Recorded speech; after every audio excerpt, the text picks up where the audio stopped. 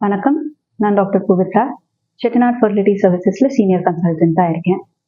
ஆண்களுக்கு விந்தணு குறைபாடுனாலேயோ இல்லை விரைப்புத்தன்மை பிரச்சனைனாலேயோ குழந்தையின்மை ஏற்படலாம். 2 பிரச்சனைகளுக்குமே ட்ரீட்மெண்ட் இருக்கு.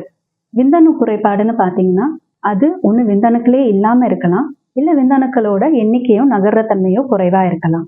இது 2த்துல எந்த பிரச்சனையாக இருந்தாலுமே அது எதனாலன்றதுக்கு ஃபர்ஸ்ட் டெஸ்ட் பண்ணி அதை கண்டுபிடிச்சிட்டு இது மருந்து மாத்திரையினால இம்ப்ரூவ் பண்ண முடிஞ்ச கண்டிஷனா இல்லை இம்ப்ரூவ் பண்ண முடியாத கண்டிஷனான்னு ஃபர்ஸ்ட் நம்ம தெரிஞ்சுக்கணும். எல்லா விந்தணு குறைபாடையுமே மருந்து மாத்திரையினால இம்ப்ரூவ் பண்ண முடியாது அன்ஃபார்ச்சுனேட்லி.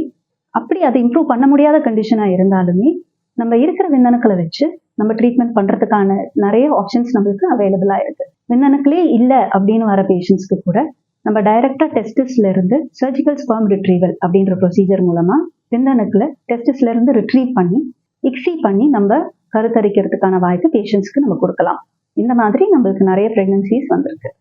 இந்த ட்ரீட்மெண்ட் மூலமா இங்க நம்மளுக்கு நிறைய பேர் கருத்தரிச்சிருக்காங்க. விந்தணுக்கள் இல்லை அப்படின்னா டோனர் ஐயுஐ தான் போகணும் அப்படின்ற காலம் மாறி இப்போ we have advanced techniques. இது மூலமா கருத்தரிக்கிறதுக்கான வாய்ப்பு இருக்கு. நன்றி.